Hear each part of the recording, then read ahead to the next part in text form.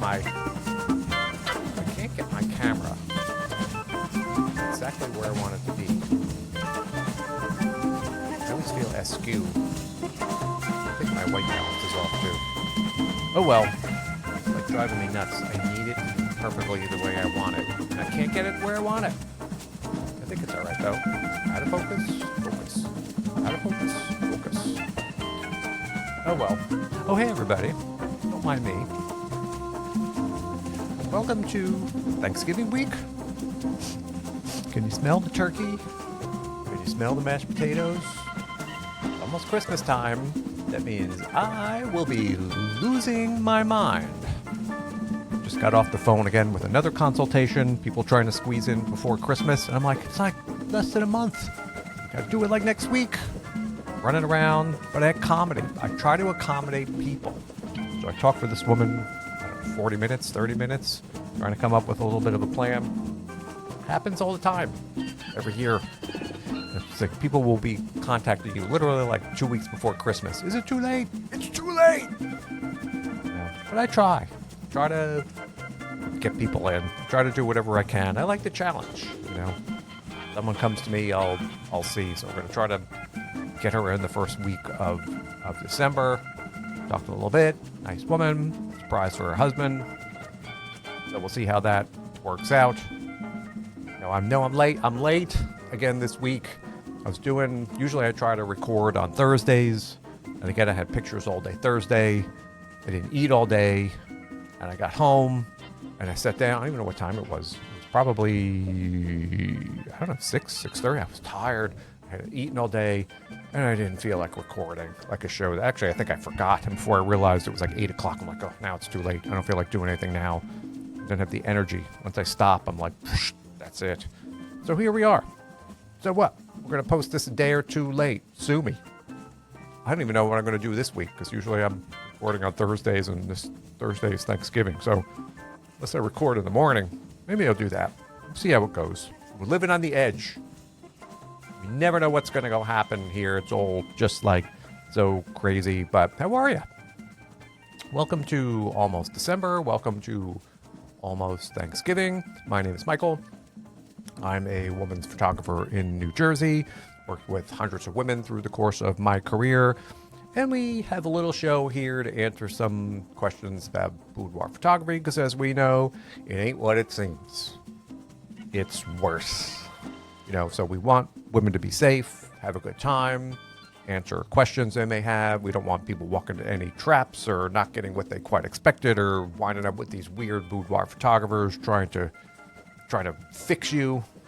So here we are answering some questions, and we want everyone to be safe, everyone to have a good time, walk away with pictures that they love, and have a good experience. That's what we're doing. That's why I care. We want women to get through this process the way they think it's going to go, which is not always the case in this field. We always talk about it's like kitchen nightmares out there. Just because someone calls themselves a pro photographer doesn't mean anything. Doesn't mean they have talent. Doesn't mean they have skill. Doesn't mean they know how to edit. Doesn't mean anything. People just pick up cameras one day and suddenly decide to call themselves professional photographers with no skills. And then you see it, go to book with this person, and it winds up a big mess. So you always have to say, you've seen kitchen nightmares. You may ask yourself, boy, how could you own a restaurant and have a freezer full of rotten food and be serving it to customers? That's so gross. Same thing happens in photography. There are those kitchen nightmares photographers out there, and they're all over the place. So we don't want you to walk into that situation. And today, actually, we have a pretty darn important question that we're going to be answering. Each week we try to answer one question. I got my voice back a bit, so ready to go. Why is my one ear so buzzy today? I don't know why. I can't hear myself, or maybe I'm losing my mind. But our question for this week is it safe for boudoir photographers to outsource their image editing? Ponder that for a second while I freshen my tasty beverage, because as I said, I was on the phone for about 30 minutes, 40 minutes, nonstop talking, and now I'm talking to you. wasting my time for another 30 minutes or so talking about this. So I have to freshen my voice. It helps a little bit. I think my white balance is off. I don't look right. Okay, so this is actually a really important topic. Something that you probably never would have thought of, but you need to know about it. You need to be aware of this outsourcing that happens. It's not just in boudoir photography. It happens in all kinds of photography, but it's really important to know about when it comes to women's photography. So stop what you're doing, because I'm about to ruin the image and the style that you're used to. And you should listen to this information or this show, because there's a lot of information in here that you're going to need to know, and questions you're going to ask now any photographer that you are chatting with, because this is super important. And it just popped on my radar again because I heard about this again, where a photographer was outsourcing their editing, going to like a site like Fiverr or something, and paying somebody a few bucks to edit boudoir photos for their clients. And so essentially outsourcing means, the photographer is not doing their own editing. They're taking your private photos and essentially emailing them to somebody, who knows who that is, to do the editing for them. And you're like, Mike, why would any photographer do that? And well, the short answer is, I don't know. I think that in this newer crop of boudoir photographers coming on, like I said, there really isn't an overall interest in photography or learning about photography, which takes time. There's no shortcut to editing. There's no shortcut to learning technical photography. It's just something that you learn over time. And in this like now, I need it now era that we live in, people, or women mostly, love the idea of becoming a boudoir photographer, but they're like, yeah, I'm not doing any of that learning stuff. I'm not learning about photo. I'm not learning about editing. I'm not learning about, I'm just changing lives. I've got a camera and I'm changing lives. I'm healing the wounds of the women across America. So you'll hear a lot of that, but really when it comes to the photography part, there's little to no interest in learning this editing process.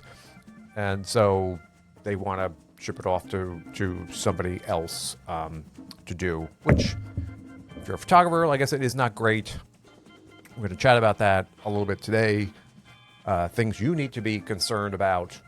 And then the scariest thing is, a photographer isn't going to even bring this up to you. You're not even going to know that this is happening. So essentially, again, what outsourcing is for the editing is that when the photographer takes, after their session, they either choose not to, don't want to do the editing, they say it saves time, whatever the case may be, and they send all the photos from that session to a third party to do all the editing for them.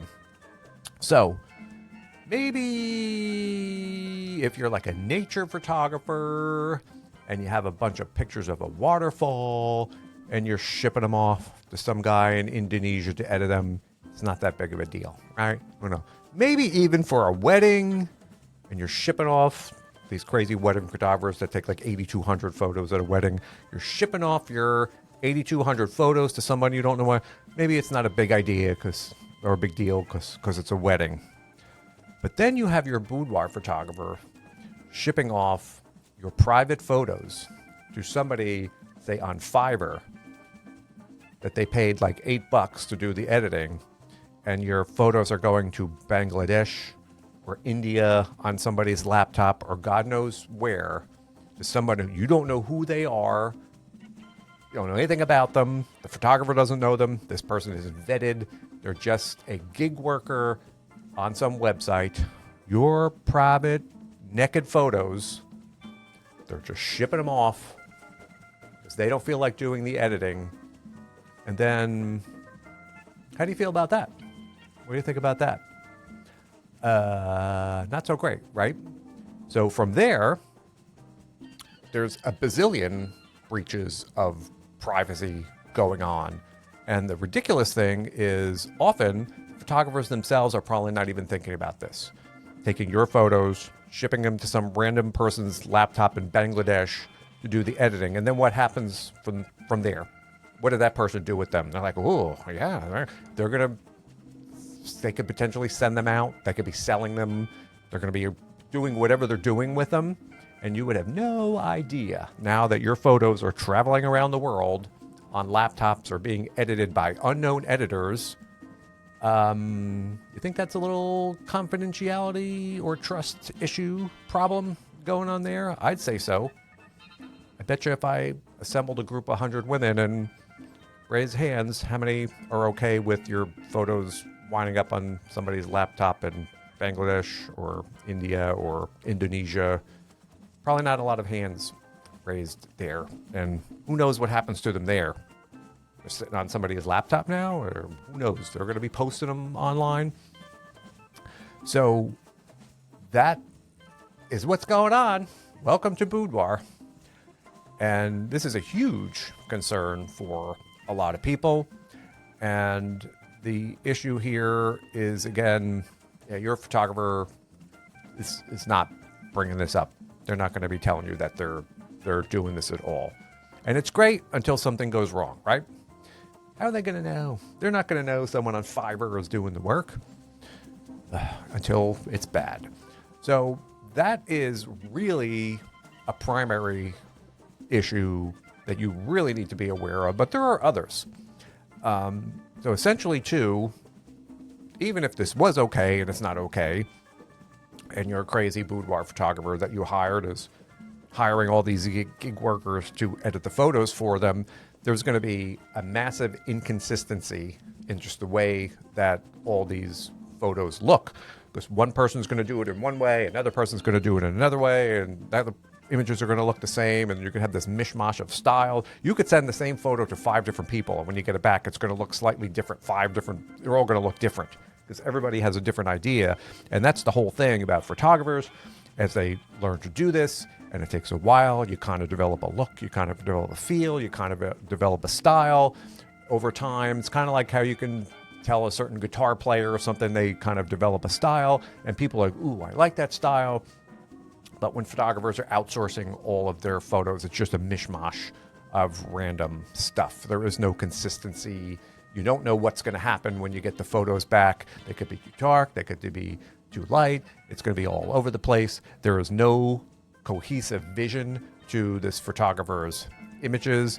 And consistency is really very crucial, on the photographer side for kind of creating this artistic brand.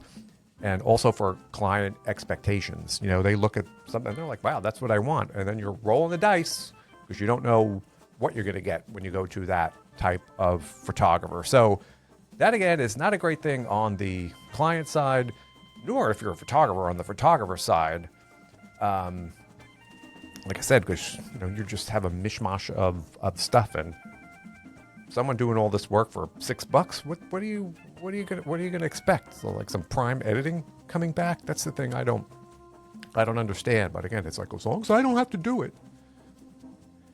As we noted, the primary concern here is, of course, the misuse of your private photos. There are multiple points here where your sensitive images can be mishandled. Like I said, we don't know who these images are going to, what they're doing with them. And often, like on these gig sites or so forth, you don't know who. It's just a listing, and you're sending it to somebody. You don't know who they are. Oh, yeah, no worries. Everything's going to be safe. How do you know? Oh, I got these. Oh, look at these. Look at these photos. Let's send it to my friends. I'm sending them here. I'm not saying this is what's going on in every case, but there is definitely a potential for misuse in a situation like this. And again, if it's a photo of a dog, if you're a pet photographer and you got little Fido and outsourcing your images, it's probably not so much of a privacy concern. When it's your boudoir photos being sent around the world to unknown people, it's because the photographer's too lazy to do it. That's another kind of issue entirely. So you're saying, Mike, this is scary. what can I do about it? Well, and how would I know? And the key is, I wish I had a tip or something to tell you to look for, say, like on a photographer's website to know this was happening. And depending on their galleries, you may see a bunch of inconsistencies, some light, some dark photos may be all over the place, but that's not necessarily an indication that, they're outsourcing the photos. It could just be, again, a bad photographer, and a lot of them are bad. So the inconsistency in photos may be one thing to tip you off. And then what I've seen from time to time now in our Boss Babe era, you may see talk from a lot of these photographers. I am the Boss Babe. I am your hype girl. And there'll be a lot of talk about how they're the CEO of their businesses, and they're there to just drive the growth of their brand, and they don't have time for any of these other jobs. They're there to drive their companies because they're the Boss Babe. And to me, that doesn't read so much as Boss Babe. To me, that kind of reads as, I like the idea of being a photographer, but I don't want to do any of the work. So seeing language like that may be a clue that that person may be, outsourcing all of their sending your photos out to other people to edit. I can't guarantee it, but little clues like that. But otherwise, you would not know. They're not going to be posting this on a website. They're not going to be bringing it up in a consultation that they do this. And to be honest, I would say that a big chunk of the photographers doing this aren't even thinking this is how brain dead they are. They wouldn't even be thinking of, oh yeah, maybe I shouldn't do that. Maybe that is kind of a risky thing, because they're probably blissfully unaware that they're even breaching your privacy by doing something like that, no matter what they say. So I think really here, you as a client, what you need to do is really just ask some hard questions when you're talking to a boudoir photographer on your list and say, hey, are you outsourcing the image editing? Along with all the other questions we have, at our developing list of questions you must ask a boudoir photographer. I think we made a list in a PDF, maybe somewhere a couple episodes back. But are you outsourcing the image editing? And if they're like, or if they have no answer, or they're like, oh yeah, because I need to save time, I think it's time for you to probably find, another photographer. Just thank them. I don't know if you're the person for me. If you really like being like a stickler, saying that's a real breach of my privacy, maybe they'll start to get the message that this isn't a good idea. But I think really, it's really up to you to start asking some tough questions, and that's one of them. And if you hear any indication about outsourcing, when you talk to the photographer, and this is why it's so important to have that consultation with them and ask a lot of questions, and if they bring up the issue that I don't know, or if they say they are, I would search for another photographer.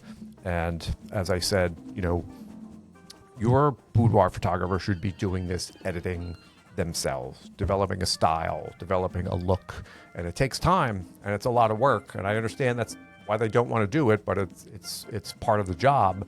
And a lot of people now are like, I'm not doing that. I just like the idea of being the photographer, but I don't really want to learn all that hard work. I don't want to learn that Photoshop. I don't want to learn all these tools. That's for somebody else to do.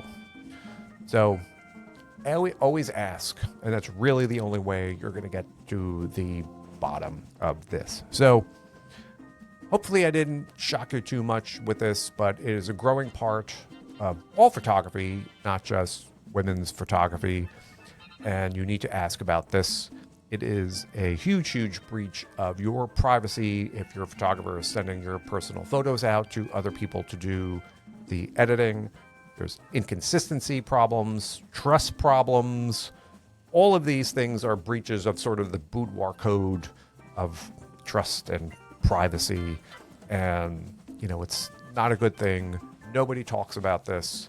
So we're here, as usual, to make you aware that this is going on in the world of boudoir photography.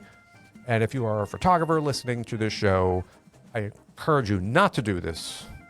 You know, in our genre that we work in, privacy is a big concern to a lot of women. You should not be taking these images and sending them out to anybody for editing. You should be keeping them secure at all times on your computer after a project is completed, encrypting them or deleting these images, treating them very valuable, and not letting them sit on hard drives and that could be stolen or lost or something like that. And then you have potentially lots of client images out there. You know, it's not a good thing, but it's shocking how you don't see photographers talk about their privacy practices or their editing practices or anything like that. But there's boudoir for you. But they're changing lives. I'm changing lives. I'm healing America. I'm healing women. You know, they're screaming about that, but you know, they're breaching people's privacy and really giving them bad results on the other end. So there's boudoir for you in a nutshell. And, you know, this is why you need to ask questions, a lot of questions from your photographer. Don't ever assume in the world of photography. Get an answer, find out what they're doing. And that way, like we talk about, you can have a pleasant experience in your session and not have to worry about your photos being on somebody's laptop halfway around the world and God knows where else from there, which is just frightening to me to think about. So that's our little show for today. That's what I got for you. And I think that's kind of enough. So are you going to ask? Go ahead, write it down. Write that down. I will ask my boudoir photographer if they outsource. Yes, that's it. First question that you should be asking them. Very, very important. Hopefully that was helpful for you this week. Hope you enjoy your Thanksgiving week. Eat a lot of turkey, a lot of mashed potatoes, green beans, whatever it is you're going to be eating. Have a good time. Enjoy your day off. I may try to record an episode that morning because I think that's the only chance I'm going to have this week. And other than that, just dealing with my crazy Christmas women coming in at the last minute and doing whatever I can to help the Christmas gifts of America arrive on time. So that's all I got for this week. Stay safe out there and have a fun week. And I'll talk to you next time, everybody. Thanks.